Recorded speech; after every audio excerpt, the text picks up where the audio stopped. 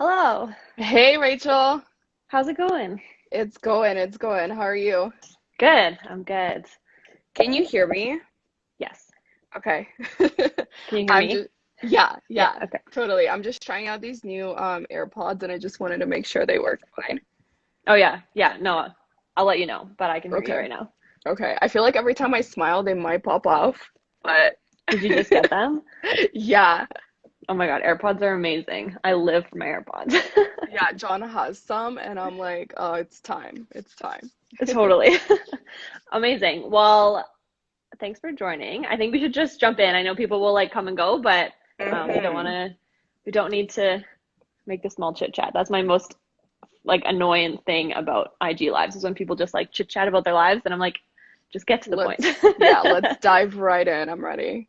Okay, so Hmm. we're here. If everyone saw our post, we're here really to talk about like content creation, like our process and stuff like that. And so I think maybe let's just talk about what everyone talks about first is COVID and how that's affected how we're creating content and the Hmm. process into shooting because we all have to shoot at home. So do you want to just like talk about how it's changed for you and how you've stayed motivated and everything like that? Yeah, so I think number one for me right now is repurposing old content and just maximizing whatever I already shot into, like packaging it into a different way to utilize it for different tools on the platform. Like IGTV has always been something that I kind of stayed away from, but now, like since I did so much traveling, last year, I'm repurposing that into making IGTVs and I'm loving it. It's just like a way for me to relive my experience and also to like bring people along and almost create an experience because I feel like that's what we're craving right now. We're stuck at home, no one can do anything. So people are like bi curiously traveling through that? Totally. Yeah. What about you? Um, yeah, actually, I haven't done because there's so many people that are posting all this travel stuff, and I haven't really done that. Yeah. But I think I've just figured out how to shoot inside, and it's been fun Yeah. to like get a little bit creative. I think it's like reignited my creativity with photos because I think before, especially with like, because I Hmm. just got back from Europe right before this happened. It's so easy to Hmm. take travel photos because you're just like you just show up wherever you are, and even Yeah. like the mountains and like all the stuff that we were doing before. So I think I've really Hmm. enjoyed the creative process Hmm. that's come from just having to take all these photos at home. But I know a Yeah. lot of people are repurposing content, especially travel content, and I think like you just said that now you've figured out what to do with IGTV. Like I think now is Yeah. the time for people to try like new platforms, do Hmm. IGTV, make videos, like learn all of those things because everyone has time. Yeah, no, it's true. And I totally agree with you with I think there's a hashtag going around called isolation creation, and it's fun to see how all these different creatives are like using their living rooms and transforming them into like full on sets, which is actually something that I tried last week. And let me tell you, I completely feel you on there's like a new sense of creativity because you're now relying on, the beautiful mountain in the back or whatever it is. You're relying on your creativity, like your ability to position things so they look good. And it's just like a whole different new way of creating. So Totally. I'm Yeah, your definitely, photo looked amazing. Like you couldn't even tell. I mean, besides we saw the behind the scenes, but besides yeah. that, you couldn't tell that it was like in your living room. Yeah. And that's another thing I actually want to touch on. Like, when I feel like another element of creating at home right now is so how I did the behind the scenes, oh my gosh. See, I told you they're gonna fall off. I'm just not gonna smile, which is a problem for me because I'm such a smiley person. But basically what ended up happening is I just like set up my iPhone and I just did a time lapse. And it's so easy. And now I had two ways, like one shoot, but two ways of utilizing the content. One for my static post, which ended up being the photo, and then the behind the scenes. So that's like Right. another strategy that people can tap into.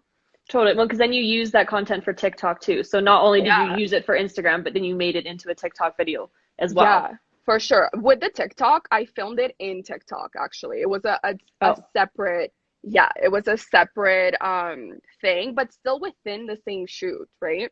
Right. Like you had everything set up, so you're like, well, I might as well make as much content as possible with it. Yeah, yeah, exactly, exactly. Yeah, no, I think that's great. And so that kind of leads us. So let's talk about just in general how you, I know we do this very differently because Yeah.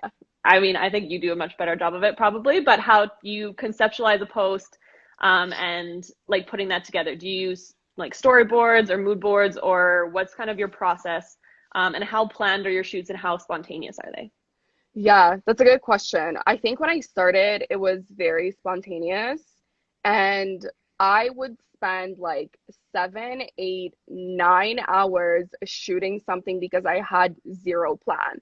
I think the biggest misconception about like content creation and like influencers in general is like you just snap a photo, you look good, post it, get paid. Like I think planning is what separates, an amateur from a professional. So now my, I guess, like pre-production process is very, very intricate, but it saves me a lot of time during shoots, because I know exactly what I want my image to look like. And that especially helps if you're shooting with someone because they can't read your mind. You have to be able to communicate the image to them before, you conceive it. So, I just have notes right now. Let me Yeah. just glance at them to make sure that I'm actually covering what I want to say. Yeah. Yeah, so pre-production, basically what I do is mood boarding, location scouting, props, and any sort of logistics that go into the photo. I really love to utilize like so on Instagram in your saved images, you can actually create albums, right? So when I organically just like browse through Instagram, if there's a nail shot that I really love, if there's a portrait that I really love, I organize photos into categories. And then once it's time for me to conceptualize my photo, I just go into those albums and I already have like an idea of things that I want to create. And then I just make my mood board with that. It's so, so easy. And it saves you time of like looking through a bunch of images. Yeah. And do you do this the same for a sponsor post as you do for any post? Like, is this the process for every post that you or every photo you have? So yes and no. I have an idea of what I want to shoot for anything. But in terms of sponsored, one, you're basically have to convey the how you're gonna shoot their product, right? Like to a client. So mood boarding is super important for that. And that's basically how I pitch too. So I throw together a mood board, send it to them. If it works, great. If not, I change, the feel or whatever I'm trying to convey. But in terms of just spontaneous organic content, sometimes it's just like you're on a whim and you're feeling creative, you throw a bunch of things together and it works. But for sure, I always glance at other images to kind of conceive what I want to do.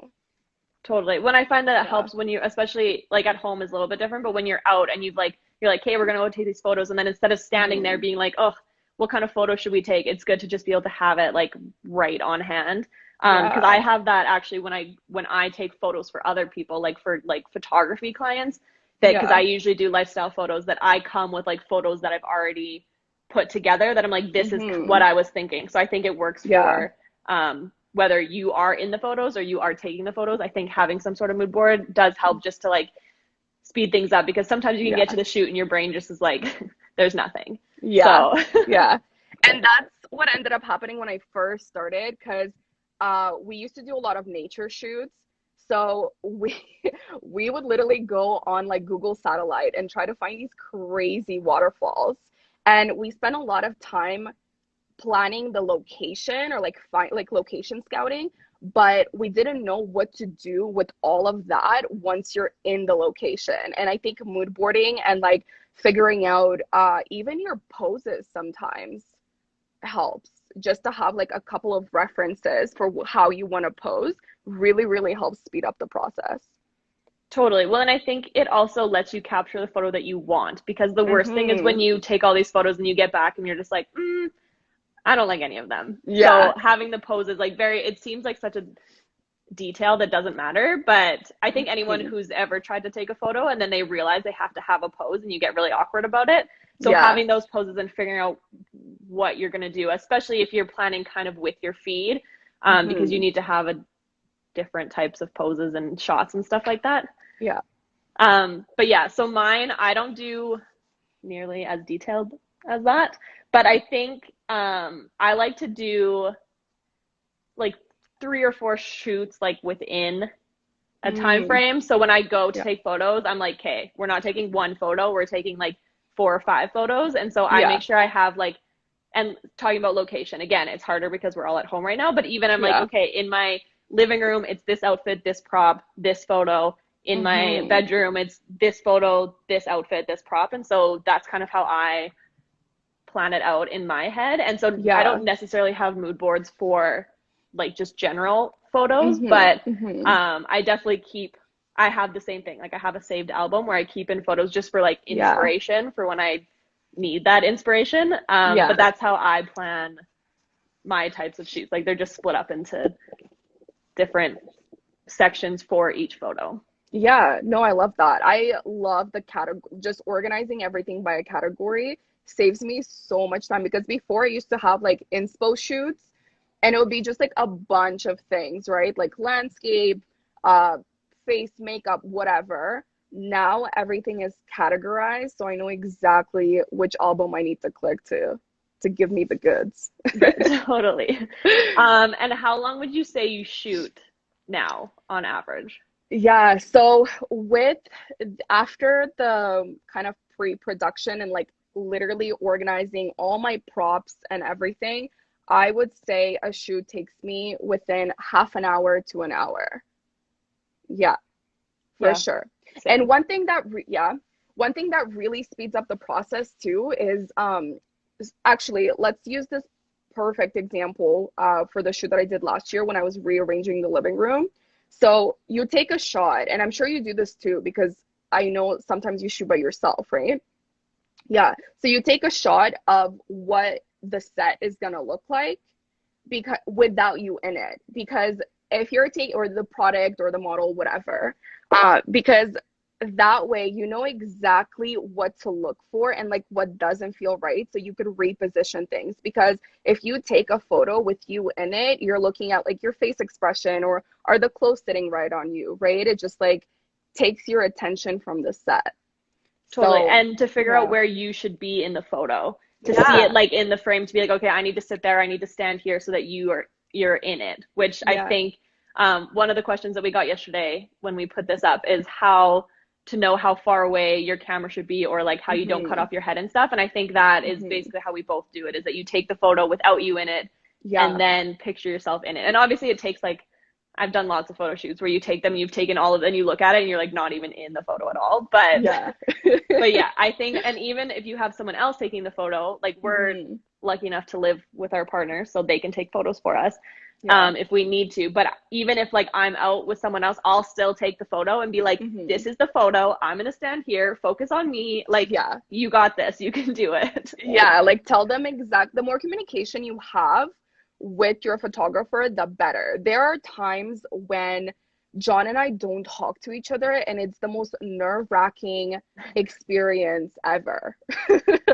And you just want to rip off their head, but it's like, no, you're not communicating your vision to your photographer. So Totally. Well, like you it's said at the totally beginning, important. they can't read your mind. Like you're Yeah. picturing something and they can't see it. So you have to be able Yeah. to communicate. And I think that also is practice. And I always recommend Hmm. using this like same few photographers. Like it's good to try them Hmm. out and see if you connect with them. But I always find if you're comfortable with the people and then they get to know the kind of photos you're taking, then it's again speeds up the process. You take less photos. And It's again, true. we have like Chris takes lots of my photos, but also like Hmm. my mom and my friends and stuff. So I think that also helps because Hmm. they already know you. But for someone who Yeah. doesn't have a partner or a friend that takes photos, getting used to 1 or 2 photographers, I think is really good. And then it kind of keeps your Hmm. style the same and makes your feed more consistent because it's the same like style. Yeah, for sure. I totally agree with that. I went through a little mini crisis when I moved to Europe because there was no John there. I was by myself and I'm trying to find, photographers that I vibe with that get what I'm doing, and that are willing to, just kind of take the day off and shoot with you, because obviously you can't, like, you have to maximize your time and try to get a couple of outfits in or a couple of shots in so you have content in advance. So yeah, that was a huge learning curve for me of shooting with somebody other than John. Right. Well, then Yeah. you have to be way more self-aware because it's like they'll Hmm. see you just look like a normal person and it looks great or whatever. But as soon as it'll Yeah. be a different photo, if you're Yeah. not aware of how you're standing and like your poses and stuff like that. Yeah. Luckily, I found some amazing people that like I want them back. I would fly them to Canada just for the shots. Right. That's amazing. Hmm. And so tying into that, how do you keep your feed consistent? Like your branding, we talked about this when we chatted the other day, that your branding is Yeah. very apparent. Like you can tell it's like Vogue style, high fashion, travel. And Hmm. so how do you keep that consistent throughout the whole feed? Num is an app that I literally swear by. I've tried a couple of others before, and this one just has worked the best for me. And just planning in advance. There was a couple, I think it was like last week or 2 weeks ago, where I just didn't plan my feed at all, and I was just posting, and I just want to delete everything because I really care about the consistency and the look of my feed. And actually, I think that's what really captures people to follow you anyway, right? Just to have like that signature kind of like, ooh, this looks good. Let me explore more. So yeah, Omnum has been amazing. And then I schedule my posts through Hootsuite, just to kind of make sure that everything is on track. But yeah, that's my go-to app. What about you? So I actually, before I answer, how far in advance do you plan? Because people ask me all the time how far in advance I plan. You know what? Ideally, I would have a kind of like couple of weeks, 2, 3 weeks worth of stuff. But then if I get a sponsored deal or anything like that, I will try to incorporate that image and rearrange my feed that way.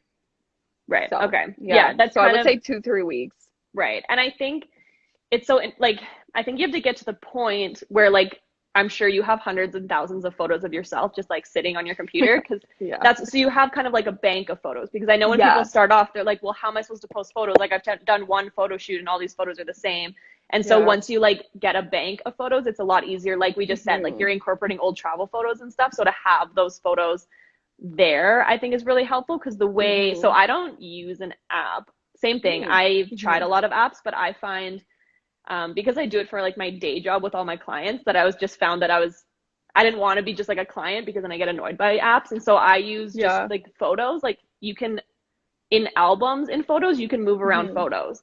So Hmm. I just use that Yeah. just so I can see the photo. So there's no caption, there's no scheduling, there's nothing. It's just to see what the Right. photos look like. Hmm. And then I'll go and draft it in Instagram. And sometimes if Hmm. I'm like super pumped or like I got back from a trip or like I have all these photos, I'll have like 20 posts drafted and like ready to go. But sometimes if Yeah. I'm not like feeling it, I'll just have that photo album and then I can go in whatever day the next photo is supposed to be and then Yeah. have the caption ready. But I do find that so if I do a shoot and I have like 4 or 5 photos that I really like, I'll put all of them into the album. And then Hmm. as I keep adding in photos, I'll start to like move them around. So obviously you don't end up with like the same 4 photos from the shoot all in a row, but Yeah. that's how I kind of like create the collection. So like right now I think I Hmm. have like same thing, probably like 2 weeks ahead. Lots of them Hmm. don't have captions, like just the photos are there, but because Yeah. you're taking so many photos that I think you start to incorporate the ones you like because I find if you don't put them into your like planning grid thing, you forget about them and then Yeah. and they were good photos. So I think it's good to like keep them somewhere that you're like, yes, I want to use these eventually, but maybe this like Hmm. not right now. Yeah, yeah. How I actually incorporate the not right now photos is I post them as promotional photos on my story. So people Mm-hmm. can kind of tell what the photo is gonna be, but it's not gonna be the same exact photo, right? Like on the stories that you see. Right. No, I love that. Hmm. Yeah. Hmm. No. Yeah, with consistency and kind of playing around with what the feed looks like. I think you've touched on that too, is you're not gonna post the same like portrait shot over and over and over again. It just gets boring. Like no one wants to see 100 selfies when they go on your page. So having a variation of, like landscape photos, full body photos, portrait, it just kind of adds like more texture and different elements to the feed, and it just makes it way more interesting. Totally. And I don't know if you're the Hmm. same, but I try to do that. So for each like shoot, I'm like, I need a full body, I need a close up. I try to get all Yeah, those types of photos in the same shoot just so I have something to like choose from, just in case the yeah, full body isn't like the one I want to post, then you can switch things up. yeah. Same thing, same Yep. thing. Cool. Hmm. And then we did get a question about presets, and I know I'm sure you're the same. I get a billion questions about presets. So, Yeah, do you use a preset? Where did you get your preset from? Are you using Lightroom? Do you use an app? Walk us yeah. through that. Okay, so let me fast forward to post-production and I'll kind of take you and break it down of what I do with my photo and how I work it. So, after I shoot with an iPhone, for example, let's just take that. There's three apps that I love. Vesco, Afterlight, and Snapseed. So Vesco I use to do my general editings like contrast and lighting and just adjusting it, make sure the frame is right. And then I slap a very, very light filter. So the ones that I love are Dog One, G8, A4, G7, G9, and E2. So they're just kind of like warmer tones, more chocolatey. They work really well with like wood photos. But I literally set it on like very, very minimal effect, just because I think each photo deserves its own work, if that makes sense. I don't like to just slap a filter on. The reason why a lot of these filters don't look good is because people think that you just slap a filter on and it's just supposed to make the image, which I understand why people have that misconception because they're marketed that way, but that's not the case at all, right? Like you still have to play around with your exposure and your contrast and everything else, your curves, to make the image really pop. So anyway, Vesco stage one for me, and then I go to Afterlight to add textural elements, to kind of give that cinematic look because that's just what I love. I love like a romantic image. So I use a lot of dust. I use there's this little tool called, I think it's called Light Spill. So it just kind of gives you a little bit as if you were like taking a photo into the light. And it's just like a little bit of light that runs through it. So I would use those cautiously because again, it could just like look kind of tacky and overworked. So a little goes a long way. And then so after that, I save it and then I use Snapseed for fine tuning. And there's a tool that I really, really love on Snapseed. It's called Select. And what I do is if there's a shadow, I want to just accentuate it even more. So basically what Select does is you can pinpoint wherever you want to edit on the photo and then adjust your brightness, your contrast, and just add more depth, right? So if there's a bit more shadow here and you really want to make something pop, you will bring down that exposure or whatever, make it more dark. And then you just like work with that tool that way. So that adds a lot of definition to my photos. And then after that, you're done. Just Wow. that. It's so cool hearing because like obviously I see all your photos, but I've never heard you talk about how you edit them. So it's so Yeah. interesting to like hear the process. And is that the Yeah. same if you take DSLR photos? Like I know we haven't really touched upon different, but like Yeah. is it the same process or do you do something different?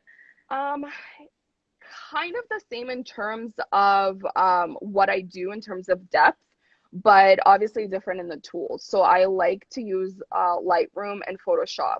So when I started, Photoshop was my go-to because I really liked like the skin editing and if there's any kind of imperfections, I would try to tidy them up. But I think now people are so starved for like more just authentic as you are photos that I actually I haven't used Photoshop in over a year and a half.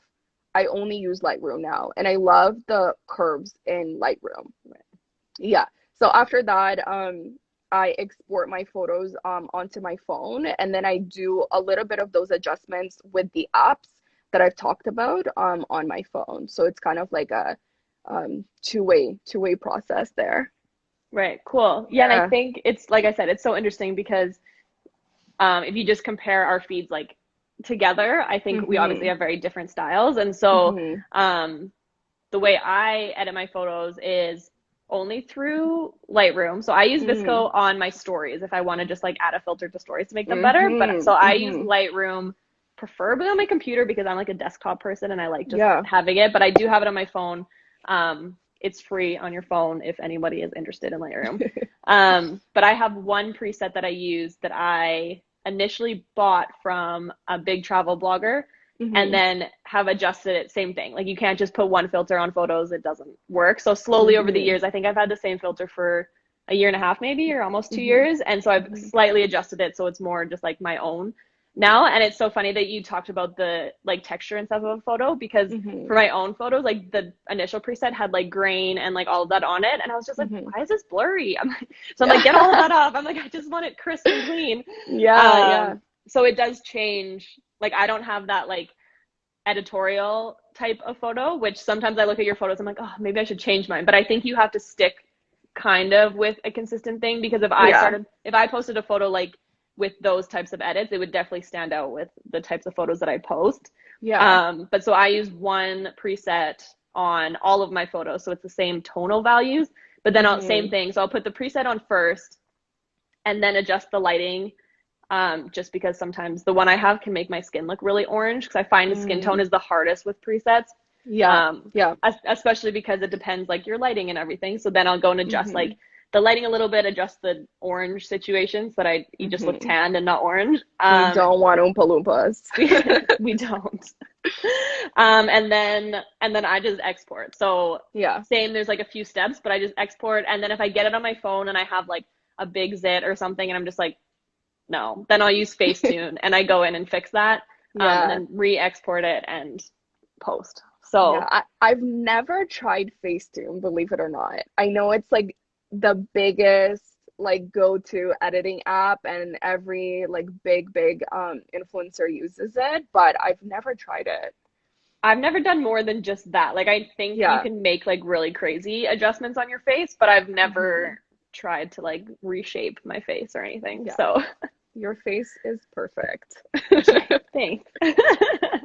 We don't need Facetune. Yeah, and so just because I've had this conversation with a couple of people, how would you suggest Hmm. someone find a preset or a look for their photos? Because I know people struggle with that if they're just starting out and they're like, where do I get a preset from? How do I know, you know? Mm-hmm. So for me, I did buy a couple of presets from just photographers that or influencers that I admired and I really love the look of their feed. So I would start there. Just get a couple of people that, you are just aspiring to kind of like have the not the same, but obviously like a similar like are inspired by their work and see if they have presets. And I think it's very important to just keep it your own though. I think that's the key in all of this.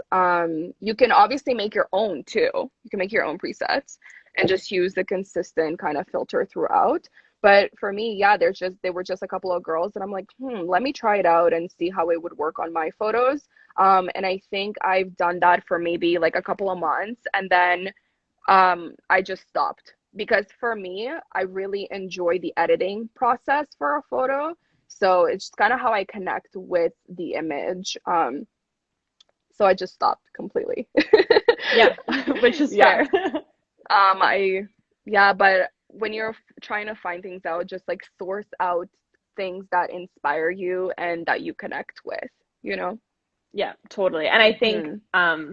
what you just said about finding the accounts that you do like and how they take their photos, what kind of like preset they're Hmm. using, because most of the big ones they have their own presets. Yeah. But deciding if you want like warm tones or cool tones or and it can Hmm. change. Like I think people think they're like stuck if they Hmm. start with something and like you said, like you just stopped. You're just like, yeah, no, I'm Yeah. switching it up. And like I've changed my presets like three or four times and you can like Hmm. scroll in the feed and see where it happens, but like it's just Hmm. Instagram. Like you don't have to like Yeah, die you're not for it. So exactly, exactly. The one thing that I do die for is planning my feed in terms of how colors work, you know, and how the whole overall, like the feed overall. I will spend hours just trying to make sure that each photo makes sense. And it's so stupid when I think about it, but it's part of my process. Um, and actually I know a couple of people that do that too. And the best way to stop that, because you like go into this like creative loop of hell, and then you're there like 4 hours later wondering what the hell happened. Just walk away from it. Walk away and look at it with fresh eyes later. Or what I do is I take a couple of screenshots of like options of how I position my photos, and then I send it to my friends. And I'm like A, B, or C, pick majority, and I go with the majority, right? yeah, Yeah. totally. Because you do Hmm. have to get out of it. Because as soon as, like, if you're staring at photos Yeah. for too long, then either you hate them all or, like, you're Yeah. just, and so, but I think it is the process. And I think um, a lot of people, if you do want to get into, like, I hate using the word influencer, but I guess just like the Hmm. content creator side of things, Hmm. Hmm. is loving the process. And I think that's where a lot of Yeah. people get caught is they, like, don't see that part of it. They just see the, like, followers and the having the account as opposed Yeah. to the actual, like, I love taking photos and I love editing photos, and like Hmm. I would Hmm. take them and edit them without even posting them, like, like the posting Yeah. is just the, like, secondary thing to the Yeah. actual content creation part of it. So Hmm. um I think that's important for people to be aware of when they, if they decide to up their content creation game. Yeah, you nailed it. You have to love the process. Otherwise, it's not worth it, because so much of your time goes into planning and editing and conceptualizing, these photos. So if you're not willing to do it every single hour of your life and like be genuinely happy that you're doing that, it's not even worth it, you know? Yeah, totally. Like, if you listen to anything Hmm. we just said or you've ever thought that it's stupid, then, like, you might as well not start and waste your time. No, for sure. That's very, very true. That's awesome. I know we had more questions, but I wanted to keep it 30 minutes just because I know Hmm. I've never watched a video more than 30 minutes. So, um, we can definitely plan more if people listening have more questions or want us to cover specific topics. I think maybe we can make this like a regular thing because I know it's good to just talk about things to other people. So, Yeah. but yeah, so that was great. Thanks for jumping on with me. No, thanks for having me. Thanks, Rachel. Awesome. And make sure everyone's following Maria. She's amazing. Her photos are great. So, Thank you. okay. I'll talk to you later. Yeah, see you, girl. Bye. Bye.